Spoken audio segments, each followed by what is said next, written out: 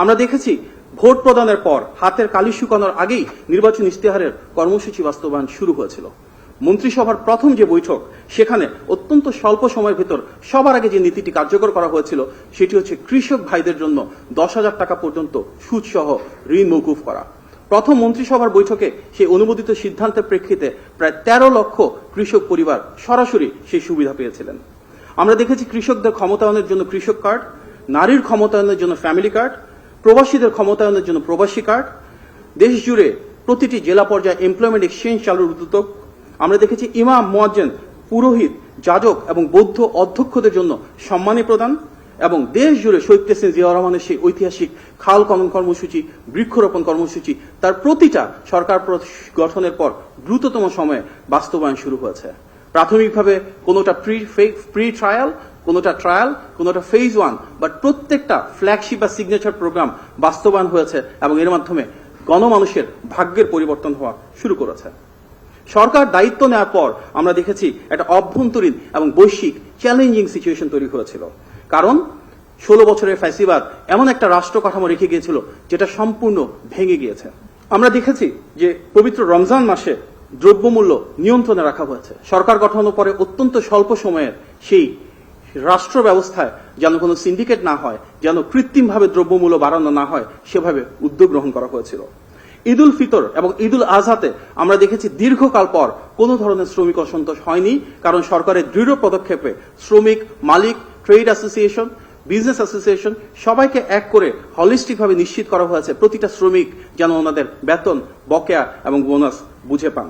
আমরা দেখেছি বৈশ্বিক বাজারে যখন তেলের দাম বেড়ে গিয়েছিল মধ্যপ্রাচ্যে যুদ্ধের কারণে, তখন বিশ্বের সব দেশে তেল বাড়ালো, একটা দীর্ঘ সময় পর্যন্ত বাংলাদেশে গণতান্ত্রিক সরকার তেলের দাম না বাড়িয়ে সে বরং সরবরাহকে নিরবিচ্ছিন্ন রেখেছিল। পবিত্র ঈদ উল আজহার সময় আমরা দেখেছি কোরবানির সময় কিভাবে পশুর ক্ষেত্রে বাংলাদেশ স্বয়ংসম্পূর্ণ হয়েছিল। অন্য কোনো দেশ থেকে পশু আমদানি না করে আমাদের যারা খামারি রয়েছে তাদেরকে স্বনির্ভর হিসেবে গড়ে তুলেছিল এবং সেই ঈদের রাতেই অত্যন্ত দ্রুততম সময়ে দিন থেকে শুরু করে ঢাকা সহ বিভিন্ন সিটি কর্পোরেশনে দ্রুততম সময়ে বর্জ্য অপসারণ নিশ্চিত করা হয়েছিল। সরকার দায়িত্ব নেওয়ার পরে খুব স্বল্প সময়ের ভিতর যে এসএসসি পরীক্ষা হয়, সেখানে দীর্ঘদিন পর কোনো ধরনের প্রশ্নপত্র ফাঁসের ঘটনা ঘটে নাই, বরং নির্মোহ এবং নিরপেক্ষভাবে যেই শিক্ষার্থীর যে গ্রেড বা যেই নাম্বার প্রাপ্য ঠিক সেভাবেই পরীক্ষাপত্র মূল্যায়ন করা হয়েছিল। আমরা সরকার গঠনের পর প্রথম যে বাজেট করা হয়েছে খুব স্বল্প সময়ে সেখানে জন আকাঙ্ক্ষার বহিঃপ্রকাশ দেখেছি, কারণ সরাসরি মাননীয় প্রধানমন্ত্রীর নির্দেশে 60টির বেশি পণ্যে দ্রব্যমূল্য নিয়ন্ত্রণে রাখা হয়েছে ভ্যাট এবং ট্যাক্সের পরিমাণ কমিয়ে দিয়ে। এই বাজেট ছিল বাণিজ্য বান্ধব, এই বাজেট ছিল অর্থনীতি বান্ধব এবং এই বাজেট ছিল বিনিয়োগ বান্ধব, যার প্রাধান্য পেয়েছে স্বাস্থ্য এবং শিক্ষায় বিনিয়োগ, প্রাধান্য পেয়েছে কর্মসংস্থান সৃষ্টি এবং প্রাধান্য পেয়েছে দেশের সার্বিক জ্বালানি সহ সামগ্রিক নিরাপত্তা। সরকার দায়িত্ব নেওয়ার পর আমরা দেখেছি কয়েক মাসের ভেতরে বন্যা এবং পাহাড় ধস হয়েছে চট্টগ্রাম বিভাগে।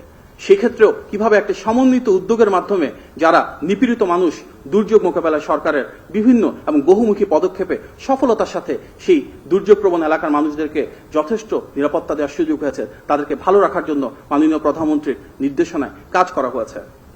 সরকার দায়িত্ব নেওয়ার পর মধ্যপ্রাচ্যের যুদ্ধের কারণে গ্যাস এবং বিদ্যুতের যে বৈশ্বিক সংকট একটা পর্যায়ে আমাদের এখানেও তার প্রতিফলন হয়। আমরা দেখেছি গ্যাসের কিছু সমস্যা গত কয়েকদিন ধরে, এটি আমরা গভীরভাবে উপলব্ধি করি এবং সেখানে মাননীয় প্রধানমন্ত্রী স্বয়ং বলেছেন যে বহুমুখী উদ্যোগ গ্রহণ করা হয়েছে। আপনারা নিশ্চয়ই জানেন এফএসআরইউ যে দুটো ছিল তার ভিতরে একটা নষ্ট হয়ে গিয়েছিল, সেটা রিপেয়ার করবার জন্য একদিকে যেমন সময়ের প্রয়োজন, একই সাথেও এটা বাস্তবতা যে 16 বছরের ফ্যাসিবাদের দীর্ঘ সময়ে যে ধ্বংসস্তূপ করা হয়েছিল সবচেয়ে বেশি দুর্নীতিপ্রবণ এই সেক্টর, সেখানে সবচেয়ে বেশি কার্যকর উদ্যোগ ইতিমধ্যে গ্রহণ করা হয়েছে। মাননীয় প্রধানমন্ত্রী যখন চীন এবং মালয়েশিয়া গিয়েছিলেন, সেখানে যারা জ্বালানি খাতে বিনিয়োগকারী রয়েছেন ওনাদের সাথে আলোচনা হয়েছে এবং মধ্যমেয়াদে কত দ্রুত এই সমস্যার সমাধান করা যায় সেগুলো নিয়ে কার্যকর ফলশ্রুতি আমরা সামনের দিকে দেখতে পাবো। একই সাথে আমরা দেখেছি যুক্তরাষ্ট্র থেকে 25টি টপ কোম্পানির যখন রিপ্রেজেন্টেটিভ বাংলাদেশে এসেছিলেন, সেখানকার তাদের শীর্ষ জ্বালানি কোম্পানির যারা কর্মকর্তা রয়েছেন ওনারাও বলেছেন বাংলাদেশের গ্যাস এবং বিদ্যুৎ সমস্যার সমাধানে যেটা ফ্যাসিবাদ রেখে গিয়েছিল তারা যত দ্রুত সম্ভব কার্যকর উদ্যোগ গ্রহণ করবে।